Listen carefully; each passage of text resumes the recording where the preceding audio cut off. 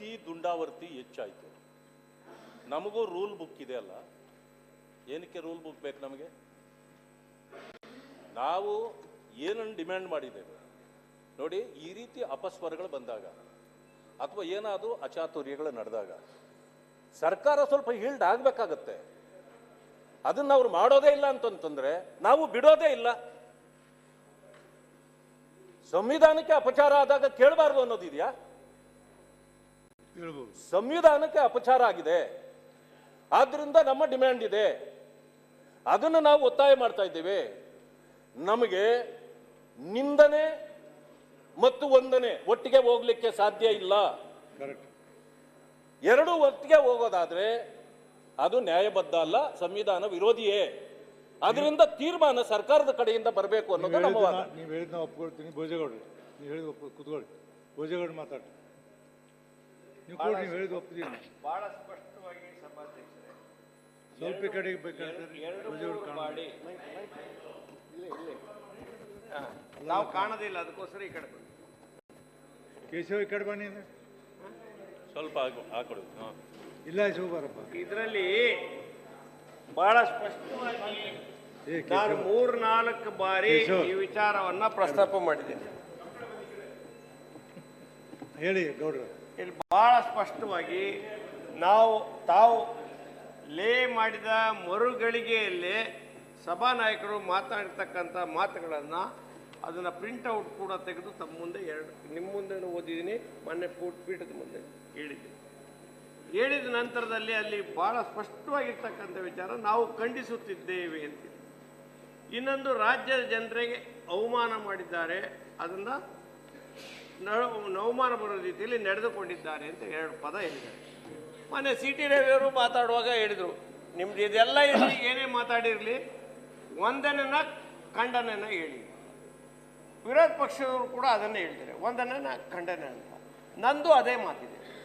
ವಂದನೆ ಅಂದಮೇಲೆ ಮಾತ್ರ ಅದು ಅವರಿಗೆ ಅವಕಾಶ ಕೊಡ್ತಕ್ಕಂಥದ್ದು. ಯಾರಿಗೆ? ವರವೇಂದ್ರರಿಗೆ. ಅನ್ನೆಷ್ಟು ಅನುಮೋದನೆಯವರಿಗೆ ಅವ್ರಿಗೆ ಅವಕಾಶ ಕೊಡೋದು. ವಂದನೆ ಹೇಳದೆ ಅವಕಾಶ ಕೊಟ್ಟಿದ್ರು ಅನ್ನೋದು ನಮ್ದು ಅಬ್ಜೆಕ್ಷನ್. ರೈಟ್. ಅಷ್ಟೇ. ಸನ್ಮಾನ್ಯ ಸಭೆ, ಈಗಾಗಲೇ ಅದ್ರ ಬಗ್ಗೆ ನಾನು ಸ್ಪಷ್ಟೀಕರಣ ಕೊಟ್ಟಿದ್ದೀನಿ. ರಾಜ್ಯಪಾಲರ ಭಾಷಣದ ಬಗ್ಗೆ ನಾವು ಭಾಷಣ ಮಂಡನೆ ಮಾಡಿದ ನಂತರ ಮಂಡನೆ ಮಾಡಿದೆಂಬುದು ನಮಗೆಲ್ಲ ಗೊತ್ತಿರುವಂಥ ವಿಷಯ. ನಾನು 4 ಬಾರಿಗೆ ವಿಧಾನ ಪರಿಷತ್ನಲ್ಲಿದ್ದಂಥ. ಈಗ ಅವರು ರಾಷ್ಟ್ರಗೀತಕ್ಕೆ ಮಾಡಿಲ್ಲ ಎಂಬುದಕ್ಕೆ ಪ್ರೊಟೆಸ್ಟ್ ಮಾಡ್ತೀವಿ ಅಂತ ಲೆಟರ್ ಸಹಿತ ಕೊಟ್ಟಿವಿ ನಾವೆಲ್ಲ ಸದಸ್ಯರೆಲ್ಲ ಸೇರಿ. ಇಂಥ ಸಂದರ್ಭದಲ್ಲಿ ಅವರು ಈಗ ಸನ್ಮಾನ್ಯ ಸದಸ್ಯರು ಕೇಳ್ತಕ್ಕಂಥದ್ದು ವಂದನಾ ಖಂಡನ ಅಂತಾರೆ. ವಂದನೆ ಮಾಡಬೇಕಂತಲೇ ನಮ್ಮ ಸದಸ್ಯರಿಗೆ ಈಗಾಗಲೇ ವಂದನೆ ಮಾಡಲಿಕ್ಕೆ ಈಗಾಗಲೇ ಅವರು ತಾವು ಪೀಠದಲ್ಲಿ ಒಂದು ಆದೇಶ ಕೊಟ್ಟಿದ್ದರು. ನಮ್ಮ ಐವನ್ ಡಿಸೋಜಿ ಅವರು ಅದನ್ನು ಮಂಡನೆ ಮಾಡಿದರು, ರಮೇಶ್ ಅವರು ಅದನ್ನು ಅನುಮೋದನೆ ಮಾಡಿದರು, ಮತ್ತು ಉಪಸಭಾಪತಿಗಳು ಬಂದ ನಂತರ ಸಹಿತ ಅವ್ರು ಮಾತನಾಡಿ ಕೇಳಿದ್ರೆ ಅವ್ರು 15 ನಿಮಿಷ ಈಗಾಗಲೇ ಮಾತನಾಡಿದ್ದಾರೆ. ನಾವು ಸರ್ಕಾರ ಅದರ ಮಂಡನೆ ಪರವಾಗಿ ನಾವು ಇದ್ದೀವಿ ಅಂತ ಮಾತನ್ನು ವಂದನೆ ಮಾಡಿದಕ್ಕೆ ನಿಮ್ಮ ಸಹಮತ ಇದೆ. ವಂದನೆ ಮಾಡಿದ ನಿಮ್ಮ ಸಹಮತ ಇದೆ. ರೈಟ್, ಆಯ್ತು. ಸಹಮತ ಇದೆ, ನಮ್ಮದೇನು ವಿರೋಧ ಇದೆಯಾ? ಇಲ್ಲ, ನಿಮ್ಮ ಕೇಳಿಲ್ಲ.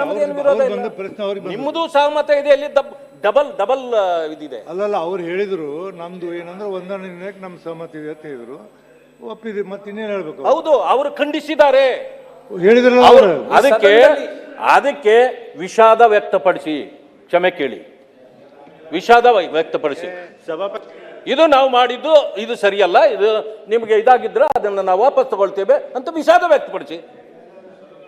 ಇಲ್ಲಂತಂದ್ರೆ ಏನಿದು ಸದನ ನಡೀಬೇಕು ಅನ್ನೋದೇ ಎಲ್ಲರ ತೀರ್ಮಾನ. ನಾವೇನು ಸುಮ್ಮನೆ ಬಂದಿಲ್ಲ ಇಲ್ಲಿ. ಸಭಾನಾಯಕರು ಖಂಡಿಸಿರೋದು ರಾಜ್ಯಪಾಲರ ಭಾಷಣನಲ್ಲ, ರಾಜ್ಯಪಾಲರ ನಡವಳಿಕೆನ ಮತ್ತೆ ರಾಷ್ಟ್ರಗೀತೆಗೆ ಅವರು ಗೌರವ ಮಾಡಬಹುದಾ?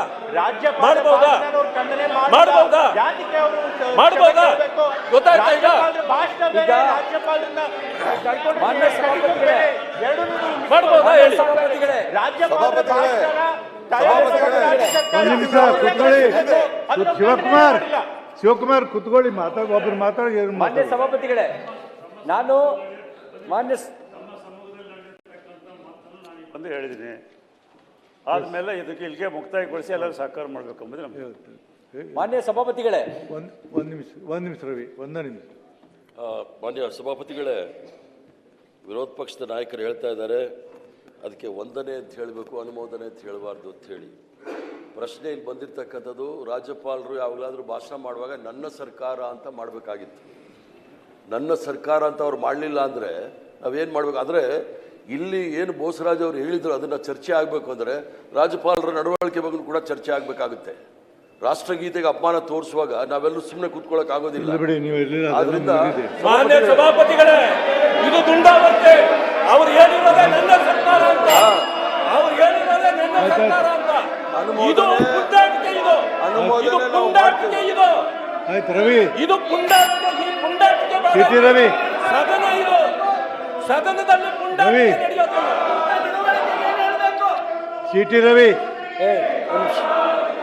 ಒಂದು ನಿಮಿಷ ಇರಿ. ಸಿಟಿ ರವಿ, ಮಾನ್ಯ ಸಭಾಪತಿಗಳೇ, ಮಾನ್ಯ ಸಭಾಪತಿಗಳೇ, ಸಿಟಿ ರವಿ ಕರೆದೀನಿ. ಭೋಜೇಗೌಡ್ರೆ, ಸಿಟಿ ರವಿ ಮಾನ್ಯ ಕರೆದೀನಿ. ಸಭಾಪತಿಗಳೇ, ಯಾವುದೇ ವಿಷಯವು ಈ ಸಂವಿಧಾನದ ಮೂಲಕ ಅಥವಾ ಅದರ ಮೇರೆಗೆ ರಾಜ್ಯಪಾಲನು ತನ್ನ ವಿವೇಚನಾನುಸಾರ ಕಾರ್ಯನಿರ್ವಹಿಸಬೇಕೆಂದು ಅವನನ್ನು ಅಗತ್ಯಪಡಿಸಿರುವ ವಿಷಯವೇ ಅಥವಾ ಅಲ್ಲವೇ ಎಂಬ ಯಾವುದೇ ಪ್ರಶ್ನೆಯು ಉದ್ಭವಿಸಿದರೆ ರಾಜ್ಯಪಾಲನು ತನ್ನ ವಿವೇಚನಾನುಸಾರ ಕೈಗೊಂಡ ತೀರ್ಮಾನವೇ ಅಂತಿಮವಾಗಿರತಕ್ಕದ್ದು ಮತ್ತು ರಾಜ್ಯಪಾಲನು ಕೈಗೊಂಡ ಯಾವುದೇ ಕಾರ್ಯದ ಸಿಂಧುತ್ವವನ್ನು ಅವನು ತನ್ನ ವಿವೇಚನಾನುಸಾರ ಕಾರ್ಯನಿರ್ವಹಿಸಬೇಕಾಗಿತ್ತು ಅಥವಾ ನಿರ್ವಹಿಸಬಾರದಾಗಿತ್ತು ಎಂಬ ಕಾರಣದ ಮೇಲೆ ಪ್ರಶ್ನಿಸತಕ್ಕದ್ದಲ್ಲ.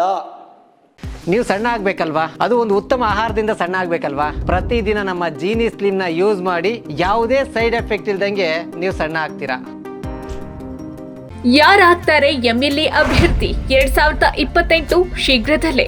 ಪ್ರತಿದಿನ ಒಂದೊಂದು ಕ್ಷೇತ್ರದ ಟಿಕೆಟ್ ಆಕಾಂಕ್ಷಿಗಳ ಸಂಪೂರ್ಣ ಮಾಹಿತಿ ಪೊಲಿಟಿಕಲ್ ಜರ್ನಲಿಸ್ಟ್ KM ಶಿವಕುಮಾರ್ ಅವರಿಂದ.